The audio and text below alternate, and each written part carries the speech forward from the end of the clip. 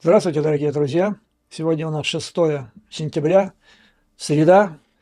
Ну и, как мы с вами предполагали неделю назад, окончание праздников в Соединенных Штатах дало толчок бурному развитию событий и в Америке, и в Украине. Кульминацией этих событий на сегодняшний день стал визит госсекретаря Блинкена в Киев. Но для того, чтобы понять, что это означает и к чему это все ведет, предлагаю начать с хронологии событий, чтобы, так сказать, освежить наше восприятие текущих событий.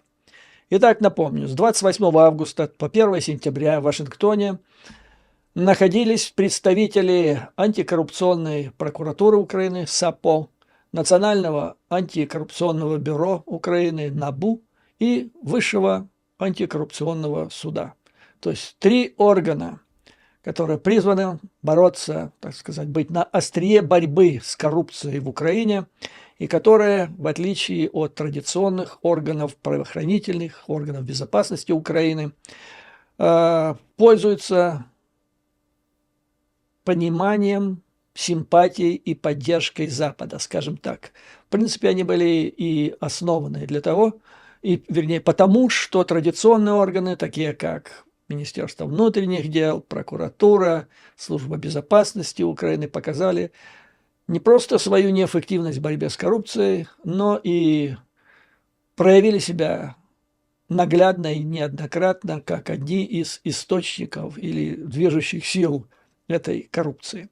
Итак, в течение 3 дней представители этих антикоррупционных органов Украины находились в Соединенных Штатах, встречались с представителями Госдепартамента, Министерства финансов Соединенных Штатов, а также Агентства Соединенных Штатов по международному развитию.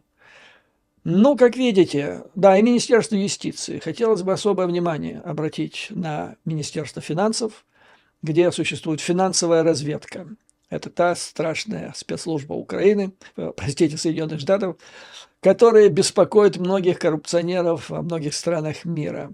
Министерство юстиции – это то министерство, которое преследует по закону коррупционеров, где бы они ни находились, в какой бы стране ни проживали, если их преступления затрагивают законы США. Ну, скажем так, вкратце, если в результате их коррупционных действий куда-то исчезают американские доллары или помощь американских налогоплательщиков. То есть 3 дня плодотворных совещаний. Но USAID, нужно сказать, такой специфический орган, который многие подозревают в связях с спецслужбами, так сказать, внешними, разведывательного характера США. Хотя не знаю, насколько это верно, но подозрение такое существует. 1 сентября они отбыли на родину. И тут же по неподтвержденным, я повторяю, по неподтвержденным данным от источников, которые раньше не ошибались и давали достоверную информацию, даже тогда, когда о ней больше не было ни из одного другого источника. Так вот, эти источники сообщают, что практически сразу, так сказать, на плечах вот уехали представители этих 3 антикоррупционных органов Украины из Вашингтона, и туда прибыл Василий Малюк. В общем, наблюдаем за подтверждением этой информации, потому что это очень интересно, очень важно. Почему важно? Потому что, согласно замыслу некоторых изменений в законодательстве Украины сейчас, к рассмотрению некоторых коррупционных действий в Украине должны подключиться, которые ведут вот эти 3 органа, о которых мы только что говорили, должны подключиться СБУ. То есть коррупция должна приравняться к государственной измене, и тогда, значит, должно этим делом заниматься СБУ. Ну, эта новость была встречена скептически, с большой критикой и внутри страны, среди людей, которые понимают, о чем идет речь. Ну, и ее поняли также в Соединенных Штатах Америки. Таким образом, выслушали одну сторону, которая ожидала, что в конце этой недели НАБУ должно было вынести официальное, как это называется в Украине, обвинение или подозрение, должно было вынести подозрение в адрес Коломойского и именно НАБУ должно было заниматься Коломойским. А тут вот раз, вроде бы там появляется СБУ. С какой стати? Чем она может помочь? Я так подозреваю, ну, наблюдая за последними действиями СБУ, в частности, как она расследует дело Кулинича, Наумова, о назначении Наумова. То есть я так очень пессимистично оцениваю перспективы деятельности СБУ в этой области. Но тем не менее, то есть американцы выслушали обе стороны. Что происходит дальше? 2 сентября арестован Коломойский. И многие в Украине, аналитики, журналисты высказывают предположение, что вот СБУ как раз и было подключено к делу о государственных преступлениях, государственной измене, для того, чтобы захватить, что ли, контроль над делом Коломойского. И не столько, и довести его не до суда справедливого, а до того, чтобы его развалить, как сейчас фактически разваливается дело в отношении Наумова. Это важный вопрос в отношении Коломойского, потому что все дальнейшее развитие событий, в частности, визит Блинкена в Киев, важнейшей, недекларируемой официальной целью преследует все-таки разобраться, кто же на самом деле руководит за кулисами Украиной и теми действиями, которые предпринимаются официально некоторые представители украинской власти. Но я сейчас поясню, что я имею в виду. Ну, понятно, Зеленский был избран, пришел к власти, не имея никакого опыта административной, политической вообще деятельности в целом в Украине. Да и нигде, собственно говоря. Никакого опыта, ноль.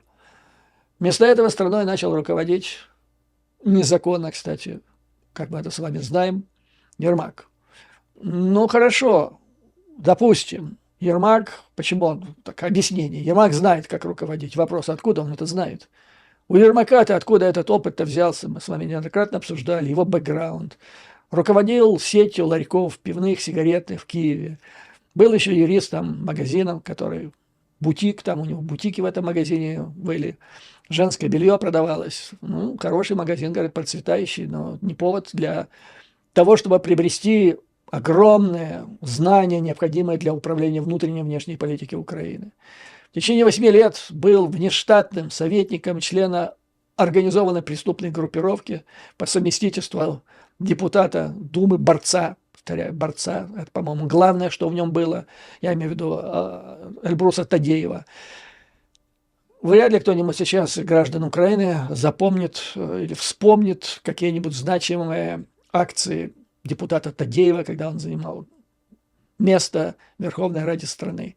Тоже вроде бы, ну откуда у Ермака все эти познания? Занимается уже сейчас все. Вся внутренняя политика, внешняя политика, оборонная политика, все на нем. Откуда?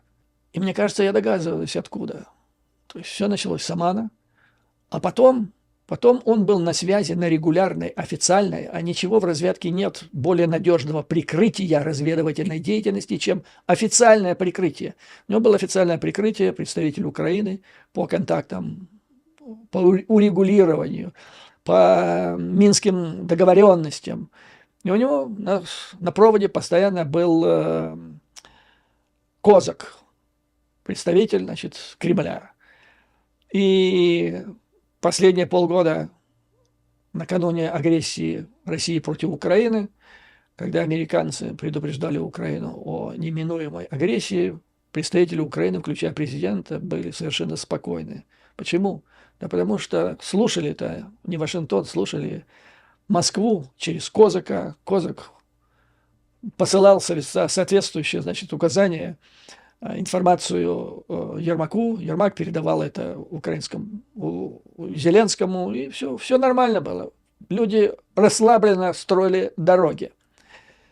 То есть у меня возникает этот вопрос, и я думаю, что этот вопрос также висит в кулуарах власти в Соединенных Штатах Америки, и не только власти, а и в исполнительных соответствующих органах.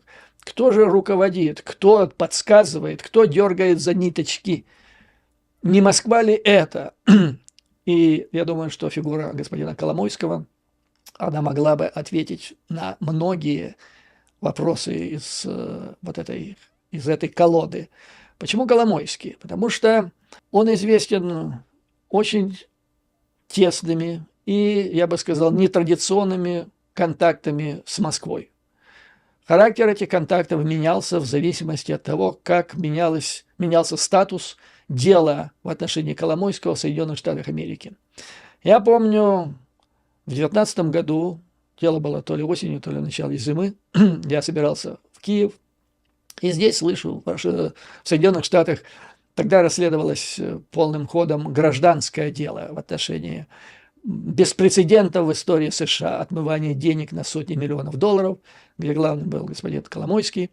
И потом проходит сообщение, что на каком-то этапе, по крайней мере, часть этого дела из гражданского вдруг превращается в уголовное. Я как раз сажусь на самолет, прилетаю в Киев, и я слышу, то есть ночь прошла, что господин Коломойский, который накануне еще был ярым украинским патриотом, который, начиная с 2014 года, действительно сыграл, как я понимаю, очень важную роль в защите Днепропетровской или Днепровской области от врага в 2014 году. Ну и потом в целом выступал на таких патриотических, проукраинских позициях. И вот как только изменилось характер его дела, расследования в Соединенных Штатах Америки, на следующий день господин Коломойский заявляет, то есть как гром среди ясного неба, никто из моих знакомых в Киеве не мог понять, что произошло. Он вдруг заявляет, что надо нам завязывать с Америкой, она нас кинула или кинет, нам надо поворачиваться лицом к Москве, она нам даст 20 миллиардов. И мои знакомые в Киеве спрашивают, что произошло, как это так? Я им объясняю, а вот так. Было дело гражданское, во всяком случае, часть из нее, не знаю на какое время, но превратилась в уголовное, и вот вам и изменение позиции. Мне, конечно, могут сказать, что американцы официально не запрашивали экстрадиции господина Коломойского. Я вам отвечу так. Значит, да, экстрадицию они не запрашивали. Да, если дело это гражданское, вернее, уголовное, и ведет это дело Министерство юстиции, и это дело идет через суд, то мы бы об этом знали бы. То есть это прошло бы через суд, ему бы в суде бы предъявили вот этот индайтмент или официальное обвинение, а затем на основании него запросили бы через Интерпол или напрямую, если есть договоренность о экстрадиции. По-моему, экстрадиции между двумя странами договоренности, соглашения нет прямой. Так вот, это в том случае, если дело ведут прокуратура Соединенных Штатов Америки. Но если дело ведет ФБР, то это совсем другое дело, потому что, согласно американским законам, даже информация о том, что ФБР ведет расследование какого-то конкретного дела, это уже является секретной информацией, которая не оглашается, не должна оглашаться. Поэтому, если предположить, что какую часть дела Коломойского в Соединенных Штатах ведет ФБР, то мы можем это не услышать до тех пор, пока официально Соединенные Штаты не запросят Украину о экстрадиции господина Коломойского. И тогда можно будет узнать, а действительно ли, Коломойский все знают, я боюсь слова «все», но очень многие люди в Украине знают о том, что он сыграл важную роль в продвижении господина Зеленского на пост президента Украины. И многие подковерные события, и закулисные события ему известны, в том числе и главный вопрос, кто же и через кого управляет действием верховной власти Украины? Не является ли этот главный манипулятор, это Кремль, который через Козака или какую-то другую прокладку за ниточки дергает кого-то на Банковой, который потом уже влияет на господина Зеленского? И вообще из того, что сказал до сих пор госсекретарь Блинкен, прибыв в Киев, у меня складывается впечатление, что главная цель его визита – это месседж донести до Владимира Зеленского, который каждая американская газета со вчерашнего дня фактически она посвятила статью визиту Блинкена. И там была очень интересная мысль, которую, я так вынес, прочитав их все. Мысль такая: Володя или господин президент, вы с начала российской агрессии создали себе имя на международной арене. Вы были совершенно, никаким политиком, вы не были политиком, но теперь вы совсем находитесь в другой категории. У вас есть имя, у вас есть влияние, у вас есть харизма. И главное, вы приобрели опыт. Опыт. Вам не нужно уже никакие няньки, никакие советники. Но вас окружают люди с очень сомнительной репутацией. Избавьтесь от них. Избавьтесь. И тогда вас ждет блестящее будущее, как Ли Куан Ю, допустим. И, в принципе, Зеленский, он вот начиная с сентября месяца, он где-то пошел по этому пути. То есть, как мы с вами начали хронологию, 1 августа, 1 сентября из Вашингтона улетают представители 3 антикоррупционных органов Украины. Сюда, по неподтвержденной информации, повторяю, прибывает Малюк. 2 сентября арестован Коломойский. Неожиданно, гром среди ясного неба. Все начинают искать коррупцию там туда-сюда. А может быть, это вот как раз и американцы его очень хотят заслушать, они хотят обрубить вот этот, как он называется-то, пуповину, да, пуповину, которая, судя по всему, объединяет нескольких людей из Москвы, по крайней мере, с одним человеком, который в свое время посетил Оман с тайным визитом. Я не имею сейчас в виду Зеленского. Так вот, значит, 2 арестован Коломойский, 3 отставка Резникова. Вот оно избавление. Начинается очищение образа Владимира Зеленского, который теперь уже не просто бывший комедиант, выступавший в жанре фарса. Это уже крупный международный политический деятель. Ну нафига ему нужен этот Резников? Что касается Резникова, я вам зачитаю дальше несколько высказываний в отношении его в зарубежной печати, государственных деятелей.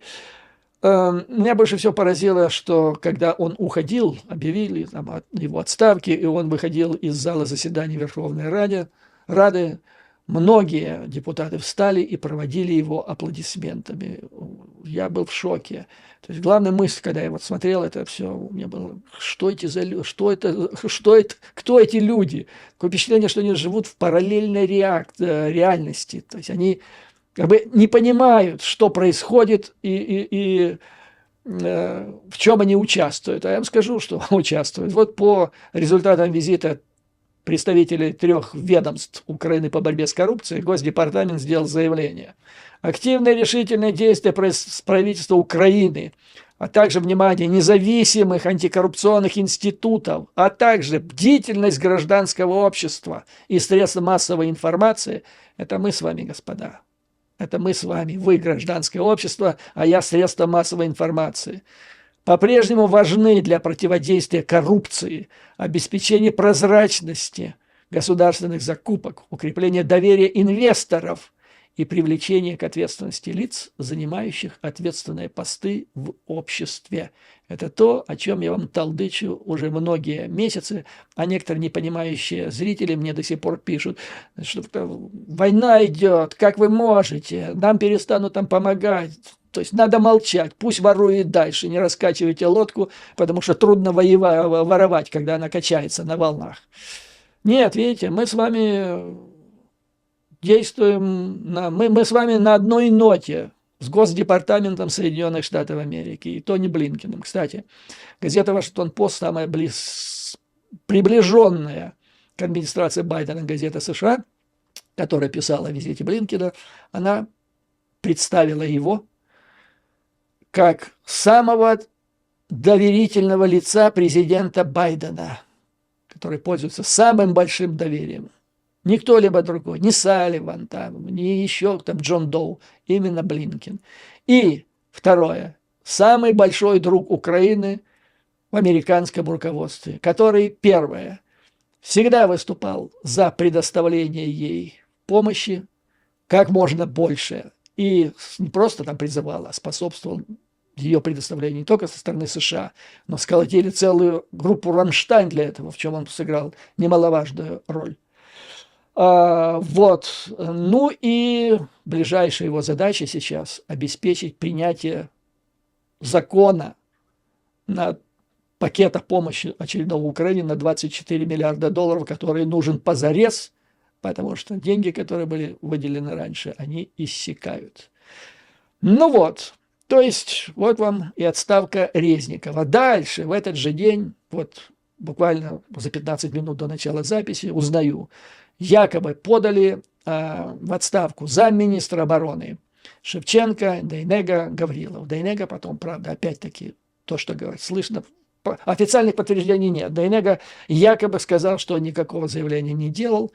Шевченко, Гаврилов молчат. Ну, я не знаю в отношении Шевченко и Дейнеги, а вот Гаврилов, я удивляюсь, что он до сих пор делает 18 лет, простите, 18 месяцев в Министерстве обороны. Я вам напомню, это тот человек, который в начале, в первой неделе войны, когда решался вопрос, будет ли взят или не будет взять Харьков, там враг стоял у ворот. Я знаю это напрямую, потому что я был на проводе с защитниками этого города. И они говорили мне, что у них осталось джавелинов и НЛО британских там на 2 суток. Им срочно нужны были источники. А в это время были спрятаны в Львовской области примерно 3600 НЛО, и Министерство обороны делало вид, что оно не знает, вернее, я скажу так, ответственные лица Министерства обороны делали вид, что они не знают, где они там находятся. Повторяю, защитники, Харьков висел на волоске. И для того, чтобы найти эти ракеты, в Киев, в Украину пришлось приехать британской делегации, там были представители разведки, контрразведки. Британцы нашли. Это все, по идее, ответственность за эту операцию, по их хранению и так далее, должен был нести замминистра обороны Гаврилов, который, ну, можно назвать это головотяпством, но это головотяпство такого калибра, за который во время Второй мировой войны расстреляли бы, на месте бы, наверное, да? Ну, а сейчас надо было бы гнать. Она преступная, головотяпство, граничащее с преступлением. Или же, ну зачем? Зачем припрятывают оружие? Догадайтесь из 3 раз. Многие искушенные зрители Украины предположат для того, чтобы их потом как-то превратить в деньги. Ну, одновременно стало известно, что новым министром обороны Украины стал Рустем Умеров. Меня спрашивают, просят прокомментировать, что я думаю. Немного, господа, потому что для меня, да и для многих в Украине, личность господина Умерова не так известна, как других политических, государственных деятелей Украины. Что я могу сказать так, из того, что я знаю? Что позитивно? Позитивно, что он, скажем так, он принадлежит к татарской группе, этнической группе в Украине, что уже хорошо. То есть это не мейнстримовая группа, это не устоявшаяся группа коррупционеров, по большому счету. И любое вливание, так сказать, другой крови в эту группу, так сказать, правящую элиту, это уже объективно неплохо. Он известен как хороший переговорщик. Переговоры, в которых он участвовал, покрывали, легче сказать, что они не покрывали. То есть покрывали, начиная с договоренности о зерновой сделке, затем серые схемы оружия, ну и так далее. Говорят, что у него хорошие связи с Турцией, и что ожидается, что с его назначением военное техническое сотрудничество между 2 странами будет углубляться. И это очень позитивно. Украина, в Турции хороший военно-промышленный комплекс, и Турция может во многом помочь в укреплении ВСУ. Это очень позитивное. Ну и в политическом плане. То есть с Турцией надо развивать. И это хорошо. Надеюсь, господин Умеров внесет здесь позитивный вклад. Семья, говорят, что семья его проживает в Майами. И это хорошо. Ну, хорошо то, что не в Москве. Потому что большинство из тех, которые руководят сейчас на самых ключевых должностях в Украине сидят, имея родственников в России. А иметь родственников в России – это давать российским спецслужбам повод для вашей разработки. На этом основана работа российских резидентур за рубежом в западных странах, в частности в Вашингтоне. Вы иммигрант – это если человек не стал гражданином. и ему надо время от времени ездить в Москву, скажем, к родственникам. Вы приходите в посольство, вам дают, там, хочу поменять, хочу там, визу или хочу паспорт обновить. Тебе дают форму, где ты должен ее заполнить, там должен указать, имеете ли родственников в России, кто, где работает, где проживает. Это все потом в резидентуре и в центре Москвы анализируется, потом идут к родственникам, и начинается разработка человека. То есть надеяться, что замминистра обороны в Украине, который занимается ответственными вещами, у которого все родственники где-то там в Алтае проживают, и надеется, что ФСБ не занимается его разработкой через его родственников, путем покупки этих родственников, через всевозможные прибыльные операции, там, инвестиции или, в конце концов, запугивание, то есть надеяться, что это ФСБ не делает, это детская наивность. То есть хорошо, что эта семья в Америке, в стране союзники Украины, если она еще тут, не знаю, может, они вернулись обратно. Это хорошо. Но меня смущает одно. Мы же знаем, во всяком случае, я знаю, кто является главным кадровиком Украины. Уже не один год. И фамилия его Ермак. И у меня вот единственный вопрос. Как появилась кандидатура Рустема Умерова, и как она была утверждена? При этом как-то Ермак причастен к этому или нет? Некоторые из моих источников говорят, что они в очень хороших отношениях. Прозвучало даже такое слово «корефан». Была также информация о том, что они чуть ли не кумовья. Не знаю, будем посмотреть. То есть, короче говоря, по большому счету, у господина Умерова есть объективные данные для того, чтобы сыграть позитивную роль.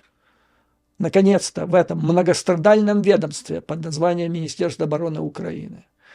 Единственный вопрос, который меня смущает, это вот связь с возможно, есть ли она, а если есть, то что, какого характера.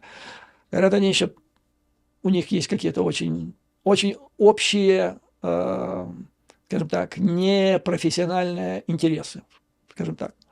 Ну вот, то есть будем наблюдать, будем смотреть. Есть основания для осторожного оптимизма, но чувство тревоги, пока там сидит на Банковой Ермак, меня лично никогда не покидает. Ну так вот, приехал Блинкен. Первым делом то есть сначала в Вашингтоне сняли информацию от представителей антикоррупционных органов, потом приехал Малюк, с него должны были снять информацию. Потом приехал Тони Блинкен в Киев, первое дело, пошел в посольство, провел там совещание, снял там информацию. И затем он должен был провести большой круглый стол с представителями негосударственных организаций по вопросу борьбы с коррупцией и наблюдения прозрачности государственных закупок и всего прочего, на что уходят деньги американских налогоплательщиков. То есть то, господа, чем мы с вами здесь занимаемся многие месяцы. Наконец-то дошло это до, так сказать, больших политических и внешнеполитических мероприятий. То есть главный визит его – это борьба. То есть это получить информацию, во-первых, по возможности заполучить Коломойского и получить информацию инсайдерскую о том, кто же все-таки дергает или дергал до последнего времени за ниточки. Потому что, повторяю, что вот эти все комбинации, Ермак при всем своем бэкграунде, не мог он один в одиночку, вот видите, он же все, он управляет государством как император, как Наполеон, регент. У него для этого нету и, кстати, делает это успешно со своей точки зрения, административно-бюрократической. Это невозможно без того, чтобы не присутствовал невидимый нам, мы можем догадываться, кто это, но он пока невидимый манипулятор, человек, дергающий за ниточки. Второе, цель визита Блинкена – борьба с коррупцией для получения помощи. Вот сейчас это на кону стоит этот вопрос. Для продолжения войны. А ее надо. Так складываются обстоятельства. То есть вопрос в том, что она будет в следующем году, и что в течение зимнего периода времени нужно колоссальную работу провести по дополнительной тренировке представителей Вооруженных сил Украины. Поставка дополнительной техники, той, которая может и должна сыграть решающую роль на поле боя. То есть работы организационные по поставкам по тренировке, она колоссальная. Для этого необходимо, чтобы Конгресс сейчас в сентябре утвердил эти 24 миллиарда. Но республиканцы, они сплачивают свои ряды и вытаскивают изобретают, вернее, одну причину за другой для того, чтобы не дать эти деньги. Последнее, что они вытащили на поверхность, идею, на основании которой они будут отказывать в утверждении этого пакета помощи, это вот идея о том, что Пентагон, вы знаете, Пентагон где-то 1,5 месяца назад изыскал внутренних резервов на 6 миллиардов долларов. Оказывается, они не так посчитали, и вот сейчас эти еще 6 миллиардов они еще есть. Если бы их не нашли из внутренних резервов, то уже бы 2 месяца назад или 1,5 бы помощь закончилась. А так есть. Так вот, теперь республиканцы говорят, значит, спрятали, не так посчитали, значит, тяп-ляп считают, надо поставить под контроль. А там что произошло? При оказании помощи по президентской, вот это DPA, когда президент имеет право запускать руку в арсеналы на склады Пентагона, брать оттуда на определенную сумму оружие, боеприпасы, отправлять в другую страну, в частности, в Украину. Потом нужно от Конгресса получить деньги для того, чтобы воспроизвести то, что отдано, поставлено Украине, чтобы потом можно было опять взять оттуда. И тут как считают? Ну, допустим, там гаубица произведена 20 лет назад. Стоимость этой гаубицы была $100. Ее поставили Украине. Теперь надо ее воспроизвести. Но теперь-то она будет стоить не 100, а 1000, допустим, или 500. Да? То есть надо записывать и просить у Конгресса уже не 100, на 100 вы только колеса купите или ствол, а чтобы всю надо 500. И надо эти деньги закладывать. Ну, так вот и заложили. Но потом, когда оказалось, что все, уже нету помощи Украине, тогда решили пересчитать. А давайте мы теперь вернемся, черт с ним, скажем 100. Хотя за 100 мы ее уже не получим. Но деньги нужны. И вот так вот примерно пересчитали. Так вот теперь, значит, Конгресс, республиканцы говорят, фиг. Это неправильно, это вот то ли махинации, то ли еще что-то. Будем разбираться. Короче говоря, значит, вот вам вся подноготная, ну не вся, значительная часть подноготной визита Тони Блинкена в Киев. В связи с вот этими последними событиями, отставками в Украине, выступил президент Литвы Гитанас Науседа, который заявил следующее. Внимание, зачитаю буквально. Он заявил, что коррупционные скандалы в Украине существенно влияют на страны Запада при принятии решений о поставках оружия Киеву. Цитата. «Это важная причина». Почему они влияют? Это очень важная причина, поскольку те государства, которые оказывают поддержку Украине, являются демократическими, а значит, они должны учитывать настроение своего общества и мнение избирателей. Представьте, что избиратели в том или ином государстве видят, что в стране, куда направлена помощь, происходят очень заметные коррупционные скандалы. Это огромный удар по репутации этого государства. Это понимают в Литве, это понимают практически во всех странах восточного фланга НАТО, то есть ближайших союзников Украины. Но это, похоже, не понимают, я так немножко назад вернусь, те люди, депутаты Рады, которые бурными аплодисментами провожали в отставку Резникова. И эти бурные аплодисменты были вызваны не тем, что они радовались, что сейчас это ведомство получит шанс очиститься. Они считали, что он привел большую работу. Ну да, кстати, американские газеты, европейские газеты, тот же самый The Economist, который очень популярен в Великобритании, куда, как говорят, планируют направить Резникова в качестве посла, это, конечно, будет стыдобище. Потому что все эти издания, когда говорят о Резникове, он когда-то не услышал на встрече НАТО в Вильнюсе, он не услышал ни одного слова «коррупция». Так вот, только об этом и говорят.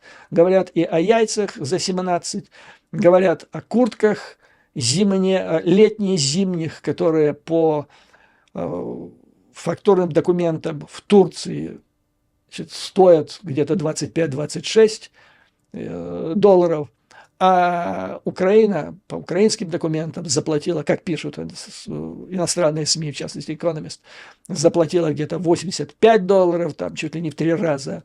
Это, конечно, все позорище, которая однозначно свидетельствует о чудовищном, просто чудовищном размахе коррупции и подтверждает тезис о том, что эти люди, коррупционеры, это фактически пятая колонна Кремля в Украине.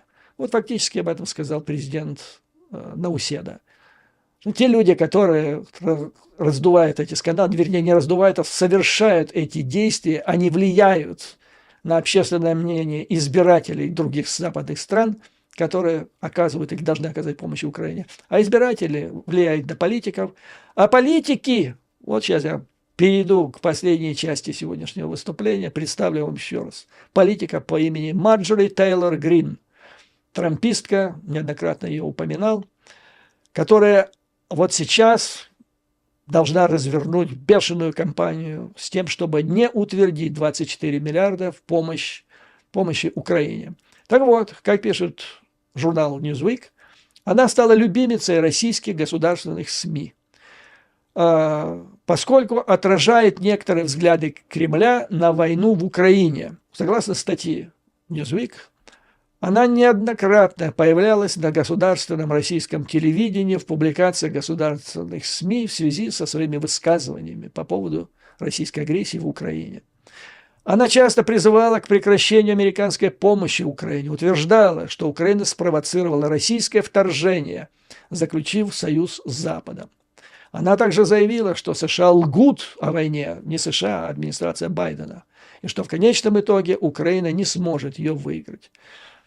Журнал Newsweek напоминает, совсем недавно Владимир Соловьев в передаче, по-моему, это называется «Соловиный» или «Эфир с Владимиром Соловьевым», что-то такое, где он беседовал с корреспондентом российского радио и телевидения в Нью-Йорке. И вот там они, значит, как раз об этом говорили, что Тейлор Грин – это как раз тот человек, который очень нужен Москве на руководящем посту в Америке. А надо сказать, что Трамп рассматривает ее, и, во всяком случае, несколько месяцев назад, до того, как против него выдвинули 4 обвинения в уголовных преступлениях, он рассматривал ее в качестве одного из кандидатов на вице-президенты. То есть, если он становится президентом, она станет вице-президентом. Но теперь, после того, как посыпались эти обвинения против Трампа, Соловьев высказывает мнение, что а вот новое лицо среди республиканцев. Трамп, да, сейчас его опутали там всеми этими уголовными делами. А это такая интересная дама, правильно мысли, здравые мысли высказывает, любимица публики. Ну и, наконец, во второй передаче, на которой ссылается Newsweek, это передача мадам Скоробеевой, где ее муж Попов интерпретирует высказывание Грин о войне как сигнал о том, что она, Грин, хочет, чтобы американцы помогли Путину победить в украинском конфликте. То есть вот она и ее сторонники – это помощники Путину в его стремлении победить в украинском конфликте.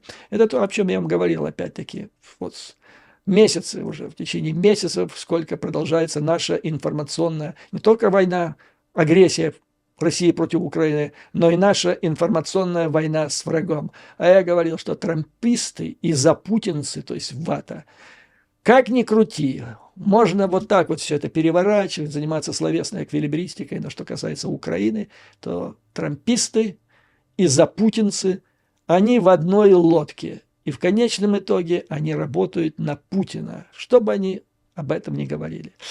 Вот, господа, поскольку мы находимся в состоянии этой войны, и она ожесточается с каждым днем, и вот сейчас мы опять находимся на очередном пике в связи с предстоящим утверждением или битвы за 24 миллиарда долларов для Украины. И мы с вами на острие этой борьбы, и против нас пятая колонна в Киеве, мы знаем ее представителей.